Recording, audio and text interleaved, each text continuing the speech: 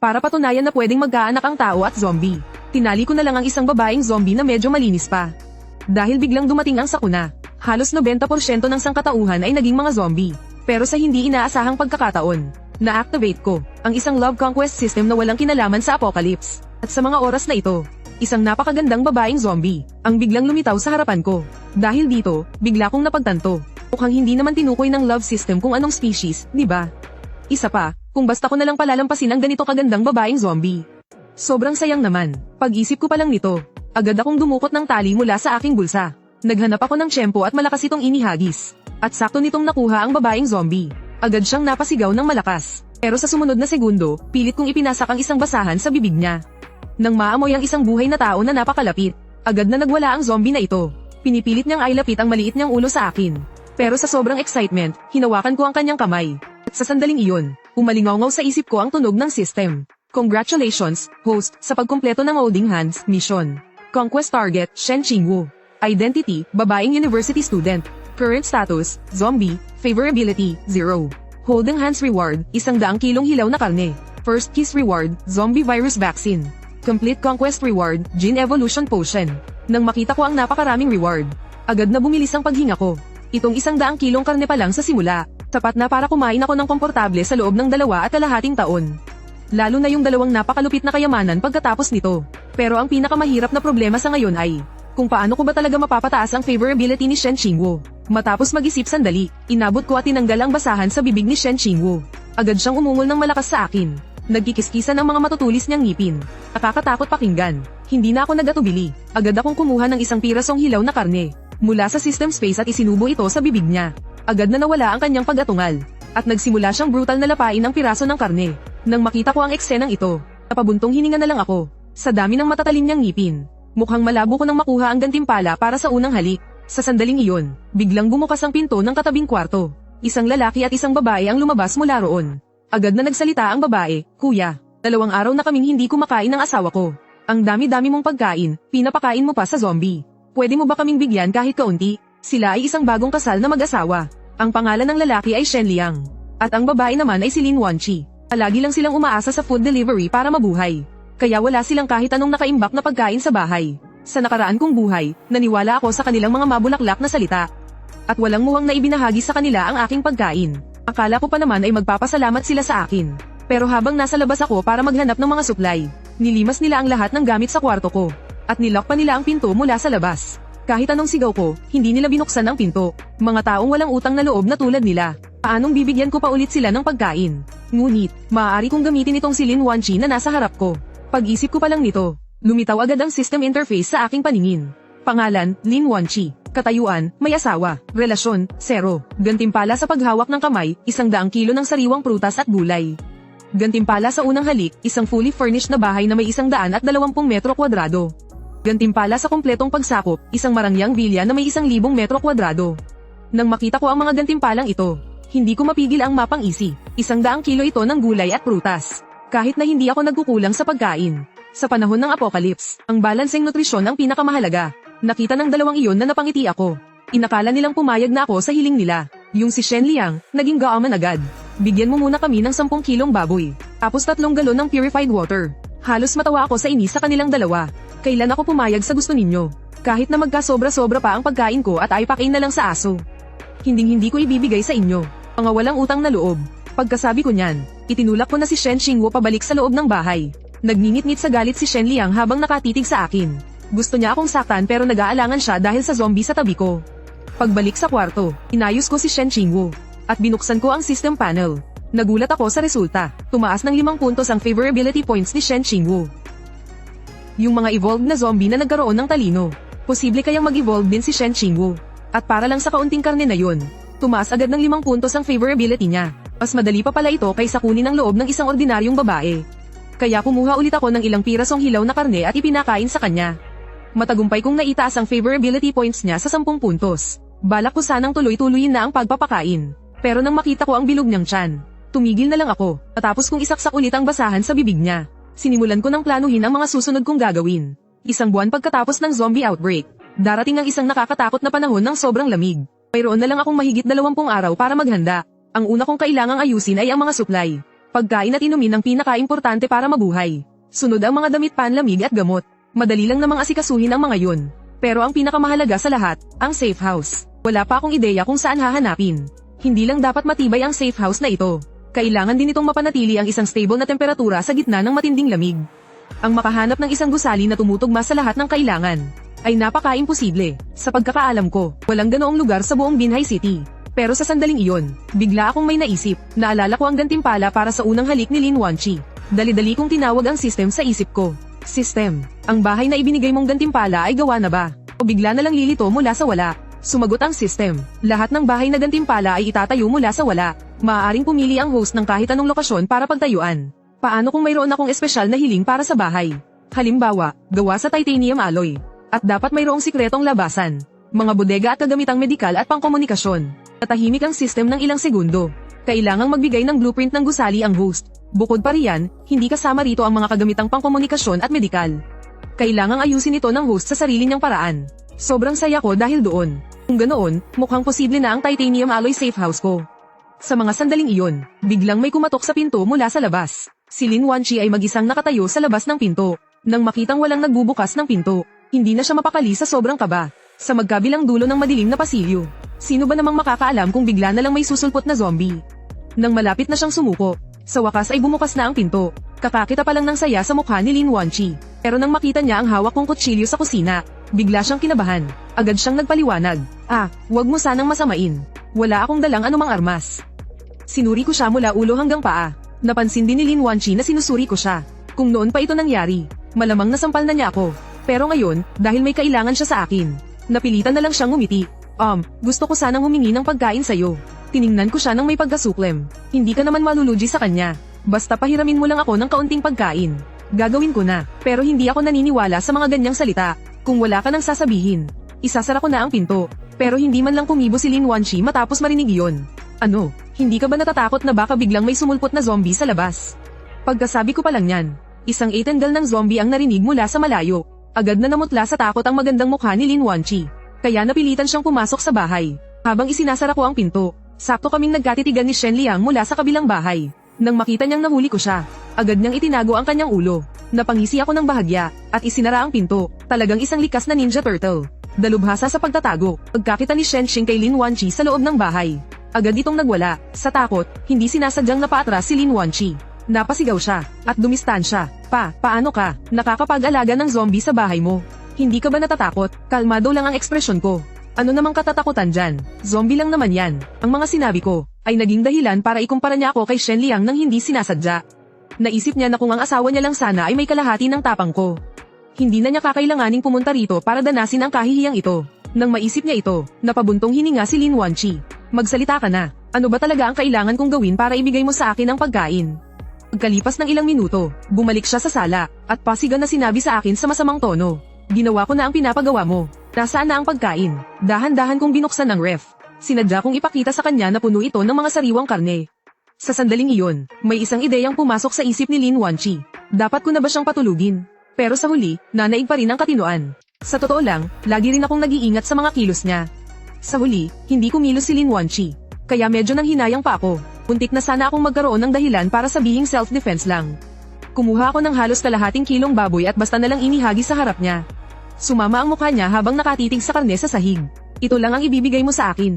Hindi na yan kaunti. Ang balak ko nga lang sana ay bigyan ka ng 4 na kilo.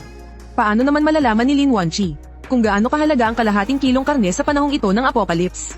Ang natatandaan lang niya ay noong pinakasalan siya ni Shen Liang. Ang dot ay 380,000. Nakasulat pa ang pangalan niya sa titulo ng bahay. Huminga ng malalim si Lin Wanchi. Sa huli, yumuko pa rin siya para pulutin ang baboy sa sahig. At masama ang mukha na lumabas. Nang makita ko siyang ganoon, sa halip na magalit, natuwa pa ako. Habang lalo siyang nahihirapan, mas lalong lumalakas ang saya na nararamdaman ko sa paghihiganti. Pagkatapos, masaya kong inilabas ang system panel. Ang bahay at mga prutas at gulay ay lahat nakalagay na handa ng kunin. Kahit na medyo maliit ang 100 metro kwadradong bahay, pero may paraan ako para soulless union yan. Basta't makahanap lang ako ng isa pa. Isang babaeng may katayuan na katulad ni Lin Wanchi. Maaari ko nang palakihin ang base na 100 metro kwadrado. Ang tanging problema na lang ngayon ay ang blueprint ng disenyo para sa safe house. Mabuti na lang at Sabin High University, posibleng may mga survivor mula sa architecture department. Mukhang kailangan ko talagang lumabas. Kinaumagahan, sinimulan ko ng mangalap ng mga supply. Ang unang target ay ang kabilang pinto, 504. Diretso kong kinuha ang isang alambre at isinuksok sa butas ng susian. Ilang segundo lang, madali ko itong nabuksan. Pagkapasok ko sa kwarto, bigla akong may narinig na tunog ng pagmuya mula sa kwarto. Dahan-dahan kong itinulak ang pinto ng kwarto. Nakita ko ang isang matandang lalaki na maputi na ang buhok. Ninangat-ngat niya ang isang bangkay sa kama. Nakakapangilabot naman. Pag-ulong kong sabi sa sarili. Hinablat ko ang kutsilyo at iwinasiwas sa zombie. Pero hindi ito gaanong nakapinsala sa kanya. Sa halip, mas lalo pa siyang nagalit. Humarap siya at sumugod sa akin na parang mabangis na hayop. Sinipa ko siya sa dibdib. Diretso siyang tumalsik palayo. Pagkatapos ay sinugod ko siya at pinagtatagapan ng ilang beses. Hanggang sa tuluyan na siyang hindi gumalaw. Nang ako'y mahimasmasan, saka ko lang napansin na may 2 binga na ang kutsilyo. Isa lang naman itong ordinaryong kutsilyo. Ayos lang gamitin sa paghiwa ng karne. Pero para sa pagtaga ng buto ng zombie, medyo kapos na. Mukhang oras na para maghanap ng masangkot na armas. Nang malapit ng mananghalian, sa wakas, natapos ko na ang 6 sa ikalimang palapag. Sinuyod ko na ang lahat ng kwarto. Sa kabuuan, nakapatay ako ng 3 zombie. Nakahanap ako ng isang kahon ng malt juice, 7 bote ng kung ano-anong tableta at isang lalagyan ng protein powder. Bagamat marami akong nakuha, tuluyan namang nasira ang matalas na kutsilyong ito. Buti na lang at nakahanap ako ng baseball bat. Sinubukan kong iwagayway at mukhang magaan namang gamitin. Samantala, sa pamamagitan ng peephole, si Lin Wanxi at Shen Liang ay nasaksihan ng buong pangyayari habang pinapatay ko ang mga zombie. Napalunok silang dalawa dahil sa kabaliwan na ipinakita ko. Lihim silang nagpasalamat na hindi sila naghanap ng gulo kanina. Kung hindi, malamang ay malamig na ang kanilang mga bangkay. Hanggang sa narinig nila ang pagsara ng pinto sa kabilang unit. Saka lang sila naglakas loob na lumabas. Maingat nilang hinalughog ang bawat kwarto. Umaasang makahanap ng mga pagkaing nakaligtaan ko. Pero sayang, dahil masyadong malinis ang pagkakahalughog ko, wala silang nahanap kahit isang piraso. Punyeta, reinkarnasyon ba ng balang ang gagawang iyon? Wala man lang tinirang pwedeng kainin. Parang nakahanap ako ng steak. Kaya lang, inaamag na. Biglang nagkaroon ng ideya si Shen Liang. Mahal, pwede bang humingi ka ulit sa kanya ng pagkain? Halata sa mukha ni Lin Wanxi ang pag-aatubili. Kakakain lang natin kahapon. Hindi pa naman tayo gaanong gutom ngayon. Siguro huwag na muna tayong pumunta. Oo, hindi tayo gutom ngayon. Pero magugutom din tayo mamaya. Aantayin pa ba nating aipakin niya ang lahat ng pagkain sa mga zombie? Saka ka palang ba hihingi? Nakita ni Shen Liang na nag-aalinlangan siya. Agad niyang hinawakan ng buong sinseridad ang kamay nito. Mahal, gusto kong mabuhay ng kasama ka. Sigurado akong mahihintay natin ang rescue team. Habang nakatingin sa nagmamakaawang mga mata ng kanyang asawa, napakagatlabi si Lin Wanxi. Sige na nga, ako na ang pupunta. Pagkapasok pa lang ni Lin Wanxi sa pinto, nakaamoy agad siya ng nakakatakam na bango. Noong mga oras na iyon, pumasok ako sa kusina. Mabilis akong lumabas na may dalang rice cooker. Sa loob nito ay isang kalderong puno ng potato stew. Nagbukas pa ako ng isang bote ng malt juice. At komportabling umupo sa sofa para simulang kumain. Napalunok na lang si Lin Wanxi dahil sa bango. Pero nang makita niyang hindi ako umiimik, wala siyang nagawa kundi ang tumayo lang doon ng alanganin. Kumain ako ng 2 subo. Bago ako nagkunwaring bigla ko lang siyang naalala. Untik na kitang makalimutan. Habang sinasabi yun ay tumayo ako at kumuha ng plato. At nagsandok ng kaunting karne roon. Akala ni Lin Wanxi ay para sa kanya iyon. At noong masaya na sana niyang aabutin ito, nilagpasan ko lang siya at dumiretso sa sofa. Pagkatanggal ko ng buzzle sa bibig ni Shen Qingwu, agad niyang isinubsob ang mukha sa plato at nagsimulang lumamon. Sa kabilang banda, bakas na bakas sa mukha ni Lin Wanxi ang pagkapahiya. Tumikim siya para ibahin ang usapan. Nilinis mo pala ang buong ikalimang palapag ngayong araw. Oo, aalis na ako. Bago umalis, mag-iipon muna ako ng mga gamit. Nang marinig ito ni Lin Wanxi, agad na nanlaki ang kanyang mga mata. Ano? Aalis ka? Puro zombie sa labas. Saan ka naman pupunta? Napangiti lang ako. Hindi ako sumagot. Bakit? Ayaw mo ba akong umalis? Nang marinig ito ni Lin Wanxi, puno ng galit ang kanyang mukha. Sino namang mag-aalala sa pag-alis mo? Gusto ko pa nga na mamatay ka na lang sa labas eh. Pero kahit iyon ang sinabi niya, may nakatagong pag-aalala sa kanyang mga mata. Paano kung umalis ako dala ang lahat ng pagkain? Hindi ba't mamamatay lang sila sa gutom ni Shen Liang? Sabihin mo na, ano ba talaga ang kailangan mo sa akin? Gusto kong makipagpalit ng pagkain sa'yo. Hindi ko mapigil ang tumawa. Matagal ko nang inaasahan na babalik si Lin Wanxi. Pero hindi ko inakalang ganito kakapal ang mukha niya. Lumipas ang 4 na araw sa isang iglap. Hinalughog ko na ang buong gusali. At sa mga nakalipas na araw, ang gana sa pagkain ni Shen Qingwu ay lalong nakakatakot. Mula sa kalahating kilo ng karne na sapat na sa kanya sa simula. Hanggang sa ngayon na kahit 2.5 kilo ay hindi man lang sapat. Pero hindi mo man lang makikita na lumalaki ang tiyan niya. Kung hindi lang dahil sa patuloy na pagtaas ng likability score niya. Ayoko na talaga siyang pakainin. Kahit na hindi niya ako naiintindihan. Sinimulan ko siyang bantaan. 6 na araw na kitang pinapakain. Kapag nagtangka ka pang kagatin ako, iiwan kita rito para sa sarili mong kapahamakan. Pagkatapos kong magsalita, tinanggal ko ang basahan sa bibig niya. Hindi siya umungol tulad noong una. Sa halip, ibinuka niya ang kanyang bibig, naghihintay na subuan ko. Subukan mo lang akong kagatin. Hindi kita bibigyan ng pagkain. Naiintindihan mo ba? Dahil hindi ka umiimik, ituturing ko na lang na pumapayag ka na. Dahan-dahan kong inilahad ang kamay ko kay Shen Qingwu. Pero walang alinlangan siyang bamuka ng bibig para kagatin ako. Agad akong sumigaw ng malakas. Hindi pwede. Natigilan siya sa sigaw ko. Pagkatapos ay itinaas niya ang ulo at tumingin sa akin. Paingat ko na namang inilahad ang aking kamay. Pero kakagatan pa rin ako ni Shen Qingwu. Paulit-ulit namin itong ginawa ng mahigit 10 beses. Noong mga sandaling malapit na akong sumuko, sa wakas ay hindi na niya sinubukang kumagat. Sa halip, nakatitig lang siya sa mukha ko. Tila sinusubukan niyang alamin sa pamamagitan ng aking ekspresyon kung ang bagay na ito ay maaaring kainin. Labis akong natuwa sa aking puso. Dahan-dahan akong umiling sa kanya. At talagang hindi na nga siya kumagat muli. Sa sobrang tuwa, kumuha ulit ako ng isang pirasong karne at iniabot sa kanya. At tumango ako sa kanya. Sa pagkakataong ito, agad siyang nagsimulang kumain. Pagkatapos noon, sinubukan namin ito ng ilang beses pa. Palagi siyang naghihintay na tumango ako bago siya kumain. Para mapatunayan kung siya ay nakatali lang kaya napipigilan ang kanyang pagiging agresibo. Nagpa siya akong gumawa ng isa pang eksperimento. Una, kinaligan ko ang tali sa kanyang katawan. Pagkatapos ay naglagay ako ng isang plato ng karne sa maliit na mesa. Pasuray-suray na tumayo si Shen Qingwu at lumakad papalapit sa akin. Una niyang tiningnan ng karne sa mesa. Pagkatapos ay sinulyapan niya ako. Pagkatapos, itinaas niya ang kanyang kamay at itinuro ang karne sa plato. Hindi ko mapigilan ang sobrang tuwa sa aking puso. Tumango ako sa kanya. Saka lang kinuha ni Shen Qingwu ang plato at nagsimulang kumain ng malalaking subo. Kailangan kong sabihin, ang paraan niya ng pagkain ay napakapangit pa rin. Pero ang dapat ikatuwa ay, ang favorability ni Shen Qingwu ay nasa 40 pa lang. Pero nagagawa na niyang hindi ako atakihin. Paano kung umabot sa 100 ang favorability? Diba magkakaroon na ako ng isang masunuring alagad na zombie? Paano ito naging love system? Malinaw na isa itong master-servant training system. Samantala, sa kabilang dako, hindi mapakali si Shen Liang. Alam na niya na malapit na akong umalis. Maging para sa pagkain o para sa paghihiganti. Ayaw niyang hayaan akong umalis ng buhay. Pero siguradong hindi niya yun kayang gawin ng mag-isa. Tutal, kayang-kaya kong labanan ang mga zombie ng isahan lang. Isang matinik na kalaban. Kaya naman, naisipan na namang gamitin ni Shen Liang ang kanyang asawa. Mahal, hindi natin pwedeng hayaang umalis ang lalaking yan. Lalo na't hindi siya pwedeng umalis na dala ang pagkain. Bakit hindi ka na lang ulit manghiram ng pagkain sa kanya? Habang tulog siya, buksan mo ang pinto. Papasukin mo ako. Tapos, tayong dalawa na ang tatapos sa kanya. Dahil sa pagkakonsensya, halos hindi matanggihan ni Lin Wanqi ang anumang hilingin nito. Sa huli, tumango na lamang siya. Agad na nasabik si Shen Liang. Ang galing. Kikilos tayo pagkadilim. Maghahanda lang ako. Habang pinagmamasdan ang papalayong likod ni Shen Liang. Isang mapait na ngiti ang gumuhit sa mga labi ni Lin Wanqi. Ni hindi man lang nito tinanong ang mga detalye ng plano. Tila alam na niya ang gagawin. Sa kabilang dako, dahil balak kong umalis kinaumagahan. Nagpa siya akong matulog ng maaga. Ngunit kagagahiga ko pa lang, ay may narinig akong kumakatok sa pinto. Binuksan ko ang pinto, may bahagyang ngiti sa aking mga labi.